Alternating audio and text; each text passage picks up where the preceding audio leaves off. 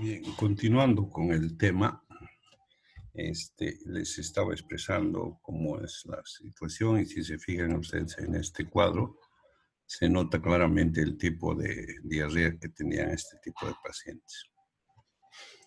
Habíamos indicado que el agua, los alimentos que provenientes del mar, que también era un factor importante para el desarrollo de estas patologías, las frutas y vegetales también contaminados con agua, contaminado con estas bacterias, nos producían también el brote de este tipo de patologías. Este fue un problema, sobre todo el de las frutas, porque en la mayoría de los casos eran producidas en lugares donde el riego siempre se lo hacía con agua de río. Y en el campo, todas las personas siempre desarrollaban sus necesidades a campo abierto. Sobre todo en el periodo de lluvias, estos eran lavados y iban junto con el agua del río, lo cual era una de las causas, sobre todo de aparición de muchos casos de cólera a lo largo del río, ¿no? Entonces, una de las recomendaciones era, sobre todo en poblaciones cerca a los ríos, que deberían buscar formas de evitar en esto, se habló mucho del uso, por ejemplo, de la lavandina, echar cloro sobre todo en los pozos donde hacían o se eliminaban estos restos, que significaban generalmente disminuir la cantidad de casos que se producían por esta situación. La presencia de granos de arroz, o sea, cereales también que se servían para la alimentación, que se contaminaban, ya sea por la manipulación de las personas que comercializaban este producto o también la manipulación de las personas que preparaban alimentos, también era una fuente a partir de la cual se producían este tipo de situaciones. Y en el tema de las personas, es posible que muchas de las personas también que eran portadoras no presentaban cuadros severos, sino solamente una diarrea leve, que a veces así no se consideraba que era una patología grave. Sin embargo, esta persona que no producía o no hacía una sintomatología fuerte se convertía en una fuente de contaminación. Y si no tenía la sintomatología, lo consideraba una diarrea banal, una diarrea que a veces inmediatamente con o sin tratamiento se resolvía. Entonces, esto significaba un problema, ¿no? Debido a que estas heces que eran producto de este tipo de personas se convertían en lugares potenciales para poder diseminar la patología. Les decía hace rato que estos podían aguantar fácilmente la desecación, podían aguantar fácilmente la presencia de ácidos, podían aguantar también la presencia del sol, entonces eran bastante resistentes y eso también provocaba, era un factor para su desarrollo rápido. Lo mismo en el tema del ambiente, se podían conservar en ambientes con temperatura baja, aunque a esta temperatura no se desarrollaban, pero sí, una vez que recuperaban, estos sí podían volver a activarse y reproducir la patología. Por esta forma de mantenerse, es que el tema de la alimentación, sobre todo alimentos frescos o congelados, eran un peligro cuando estos no se hacía una buena cocción, entonces se constituían en un riesgo también para su producción. El tema de la higiene, bueno, también para esta patología era uno de los problemas más graves y que predisponían a las personas a adquirir este mal. La presencia de un entorno familiar en los cuales, imagínense, hay un número de familias, 5, 6, 7 personas, que no tengan un sistema de eliminación de discretas, que no tengan suficiente agua para tener hábitos de higiene permanentes. Entonces, hacían que también se convierta en un factor que facilitaba la presencia de esta patología. Inmunológicamente, hay en alguna literatura que indica que las personas del grupo sanguíneo serio tienen una predisposición a adquirir este tipo de patologías. En otras literaturas hay afirmación que las personas del grupo A y las del grupo B también tienen una predisposición aumentada para poder adquirir este tipo de patología. Entonces nosotros tomamos en cuenta estos datos y cuando tengamos la oportunidad seguramente nos vamos a convencer que es así o no. Pero existe estas dos afirmaciones. Y la presencia de alimentación con productos de mar generalmente era una causa de mayor diseminación en el caso del cólera, ¿no? Sobre todo productos que venían de las orillas del mar y cerca a las poblaciones que generalmente también hacían sus necesidades y el agua por otro motivo llegaba al mar.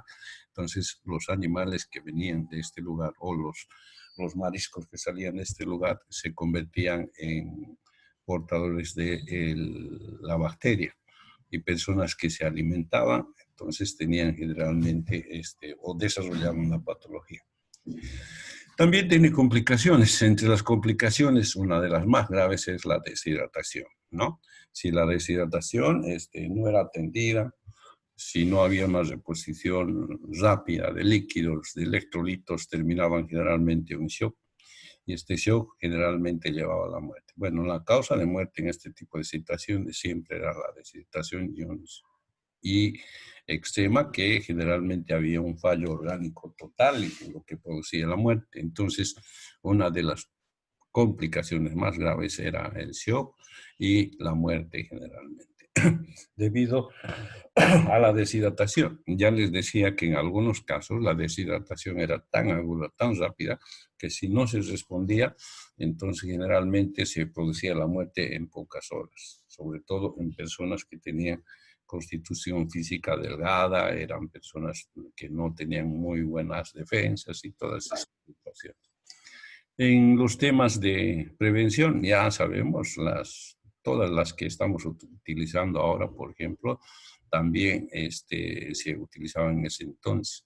El tema de lavarse las manos fue que en esta campaña, o diré en esta epidemia, es que se generalizó, se tomó como un medio de prevención muy importante, ¿no?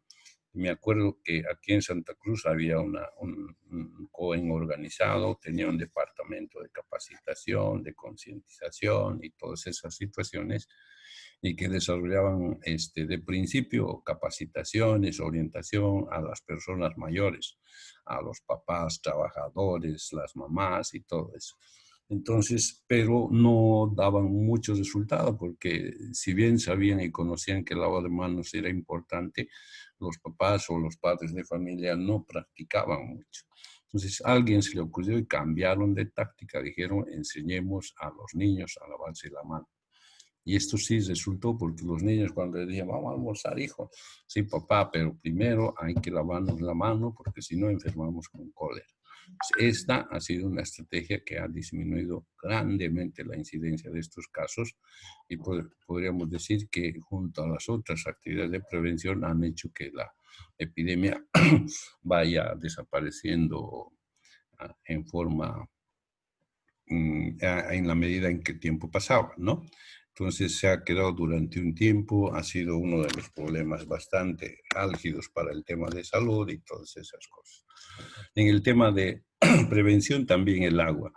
Ahí es que cuando se decía, por ejemplo, cuando no se podía hervir el agua, y entonces sí podían utilizar potabilizadores en tabletas, o sea, cloro en tabletas o cloro en solución líquida, se decía una gota para 1 litro de agua, había que esperar unos minutos y recién la persona podía consumir ese agua que estaba supuestamente purificada y no tenía ya bacterias como los vibriones que producían el cólera, ¿no? Los alimentos se recomendaban que de preferencia deberían comerse cocidos, casi todos y evitar sobre todo los alimentos frescos.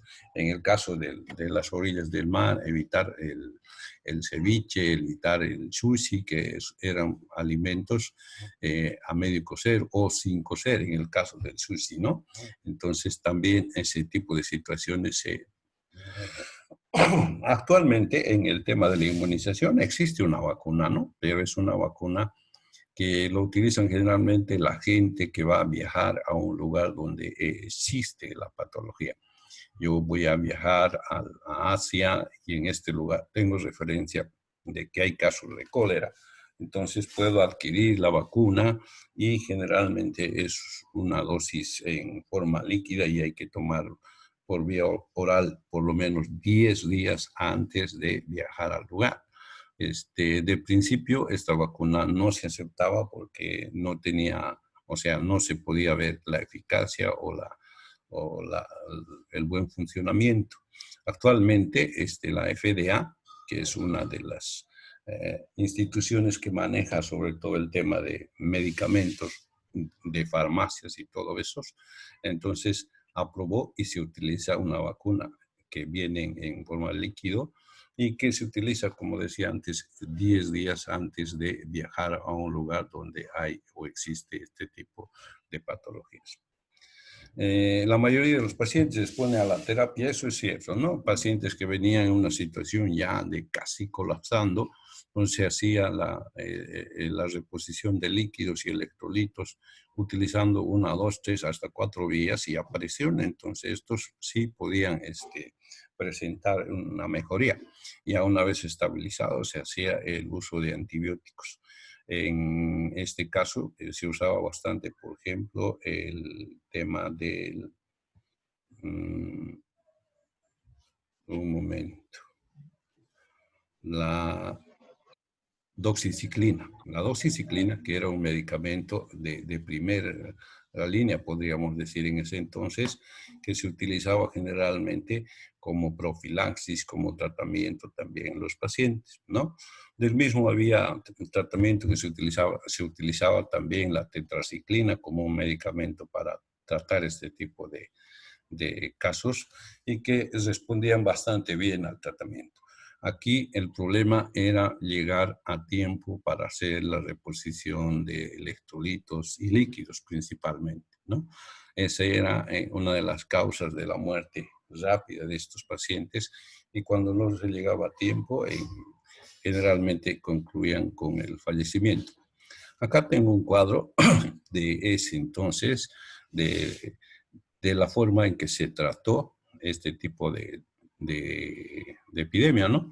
Vemos, por ejemplo, que la doxiciclina, la que le decía anteriormente, era un antibiótico que se utilizaba en primera línea, sobre todo en adultos, en niños no se utilizaba. Entonces, en segundo lugar, teníamos la tetraciclina, que sí se podía utilizar, de 12,5 miligramos por kilogramo peso en los niños y 300 miligramos en adultos. Bueno, estas venían siempre en cápsulas o en tabletas, en comprimidos de 250 miligramos. La dificultad era que teníamos que fraccionar y todas esas cosas. El cotrimoxazol, el famoso cotrimoxazol, que es parte del paquetario ahora del Sistema Único de Salud, sobre todo para casos de diarreas, sobre todo para casos de infecciones de vías respiratorias, también se ha utilizado con muy buena respuesta, ¿no? En caso de los niños se utilizaba hasta 5 miligramos por kilogramo, en los niños sobre todo en suspensiones y tabletas de 100 miligramos que venían en unos frasquitos blancos como donación de USAID, me acuerdo, el uso de este tipo de tabletas. También en adultos el cotrimoxazol ha dado muy buenos resultados. La dosis era de 160 miligramos y de sulfamethoxazol 800 miligramos. Entonces, generalmente estos antibióticos ya venían con esta composición. La furosolidine. No he tenido oportunidad de utilizar este medicamento. No teníamos, por lo menos en las farmacias que en ese entonces se manejaba, pero la administración de esta también era recomendada y en la dosis de 1,25 miligramos por kilogramo peso a los niños y en adultos a los 100 miligramos, ¿no? Entonces, el antibiótico que se usa actualmente como primera línea sigue siendo la doxiciclina.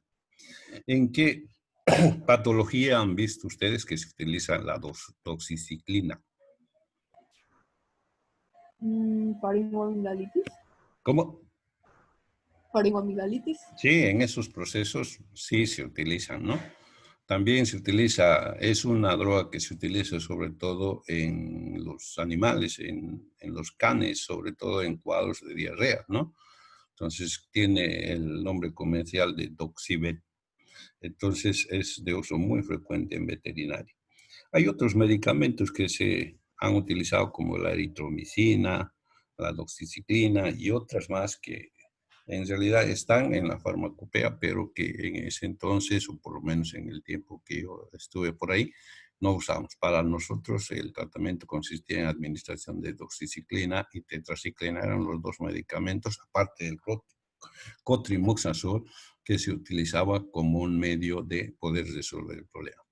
Aquí tengo una gráfica de muchas fotografías que significaban el tema del cólera, ¿no? Este cuadro, sobre todo el segundo del lado izquierdo, o sea, el lado derecho para ustedes, era un cuadro muy frecuente, sobre todo en las comunidades de provincia, ¿no? Las provincias, en algún momento, cuando tenían una de esas patologías, por su costumbre de despedir al fallecido y porque no conocían la información, cometían el error de ir y hacer velorios conjuntos.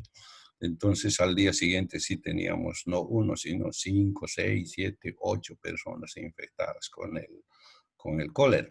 A partir de ahí también se empezó a hacer la capacitación, la educación, indicando que este tipo de pacientes, si fallecían, debían ser enterrados inmediatamente, sin ningún tipo de este tipo de actos, de nada de velorio, nada. Lo mismo que ocurre hoy día, ¿no?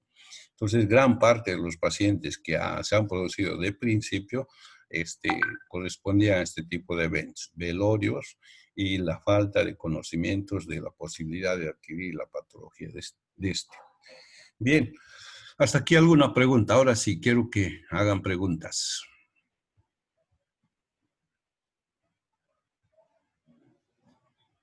Doctor, en el caso de la doxiciclina, ¿en cuántas dosis se da y en qué tiempo? O sea, dependiendo, en algunos casos era dosis única, ¿no? Entregaban una dosis y era suficiente si era un caso que se estaba iniciando. En algunos casos había que repetir la dosis, ¿no? En cambio, la tetraciclina generalmente utilizábamos tabletas de 500 miligramos 3 veces al día, pero eso era un poco dificultoso debido a que todavía los pacientes que tienen este cuadro tenían el tema de las náuseas y el vómito, y en muchos de los casos que tomaban generalmente vomitaban. Entonces, esa era la dosificación que se utilizaba en ese entonces. Hoy creo que la dosificación también no ha variado, se mantiene aún la toma, pero para casos que se utilizan en los que dijo una de sus compañeras, ya se utiliza en mayor cantidad. También el tema de la resistencia ha hecho que la cantidad o la dosificación aumente. Desde 1991 hasta ahora ha pasado bastante tiempo, ¿no?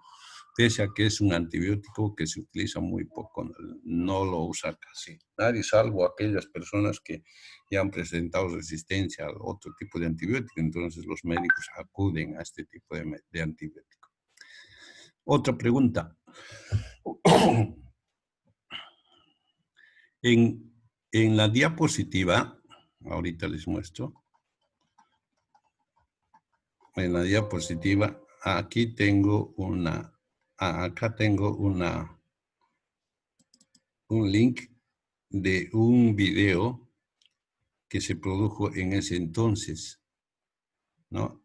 Y que ha causado mucho, como podríamos, ha tenido mucho impacto debido a que era sencillo, era claro, explicaba toda la sintomatología, todas las cosas que deberían hacerse y no hacerse. Entonces, cuando tengan tiempo, ustedes vean el video. Les quiero contar la historia de cómo el cólera cambió a mi pueblo. Y ha sido una de las herramientas que ha logrado de que la gente entienda sobre todo. Pero son muy peligrosos. Los bichos del cólera viajan por el río. Son tan chiquitos que no se ven sin darse cuenta, pero son las mujeres llevaron el cólera a la casa. Está duplicado esto, 2 veces. Sin darse, el cólera también se esparció en las patas de las moscas y en las manos sucias.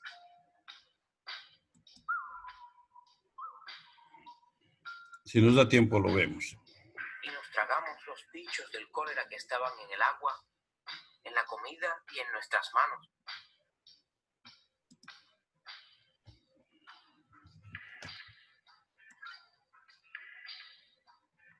Todo pasó muy rápido. A la mañana, papá se sintió muy mal. Tenía una diarrea que se veía como agua gris que chorreaba de él.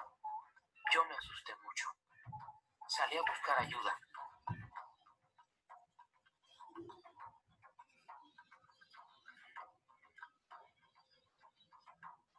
Corrí tan rápido como pude. Cuando la enfermera lo vio, supo que era cólera. Necesitaba líquido enseguida. En ese momento, ella no tenía suero oral, así que le preparamos una bebida especial. Primero nos aseguramos que el agua fuera potable. La filtramos con un paño y la hervimos por 1 minuto.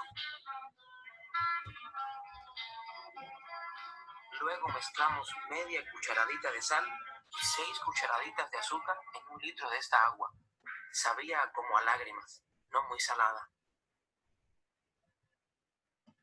Me daba miedo que papá se muriera, pero pronto se sintió un poco mejor. La enfermera me explicó que no todos los que se tragan los bichos del cólera se enferman como mi papá, pero aún así pueden pegar la enfermedad. Ahora debía explicar lo del agua potable en mi pueblo y enseñarles a protegerse del cólera. Cuando vi a una muchacha que cargaba agua, le dije que podía convertirla en agua potable agregándole gotas de cloro y esperando media hora antes de usarla. A un hombre que iba a ponerse a comer con las manos sucias, le dije que lavara siempre sus manos con jabón y agua potable después de ir al baño. Solo podría comer sin peligro si tenía las manos limpias.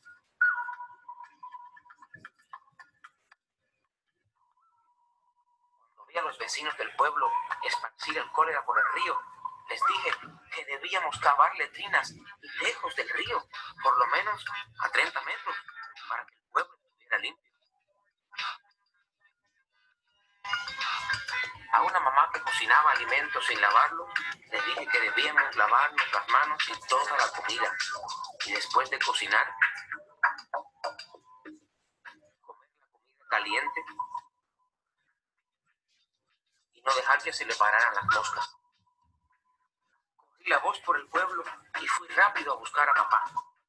Me sentía feliz porque ya estaba mejor. Sí volvió la salud al pueblo. Servimos el agua de beber.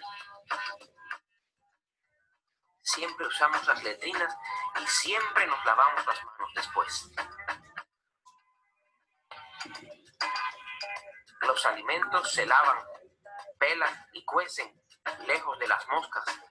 Y siempre nos lavamos las manos antes de cocinar y comer. Salvamos a nuestro pueblo del cólera. Corran la voz. Su pueblo también puede ponerse a salvo.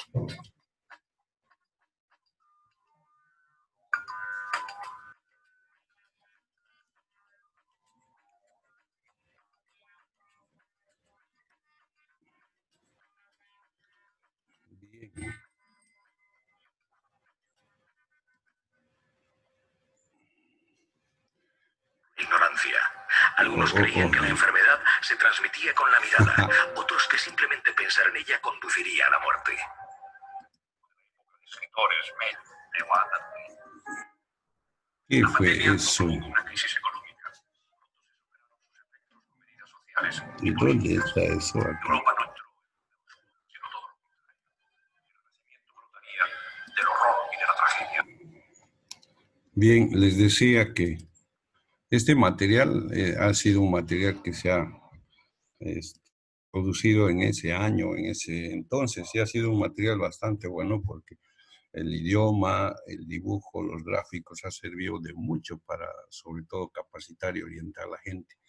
Es un material que se ha utilizado y si ustedes se han fijado, en ese entonces ya se utilizaban estos medios de prevención como el lavado de manos y todas esas cuestiones que hasta ahora los utilizamos. Inclusive la técnica que ellos muestran, el lavado de las uñas, los dedos, todo eso es muy parecido a lo que ahora se hace, ¿no?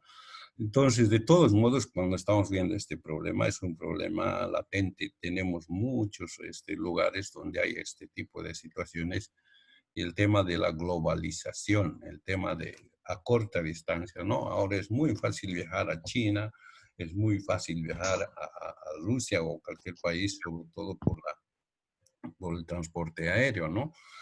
Por lo menos antes había mucha dificultad porque los viajes aéreos no eran tan frecuentes o existían rara vez. En cambio, hoy casi todos los días hay este tipo de... Lo que hace que la aparición de una persona que ayer estuvo en China y hoy esté en Bolivia o en cualquier país de Latinoamérica pueda venir con este tipo de patologías y provocar un brote. Entonces, significa que tenemos que estar, bueno, sobre todo las personas que hacen salud, alertas para que este tipo de casos no nos sorprendan como ahora, ¿no?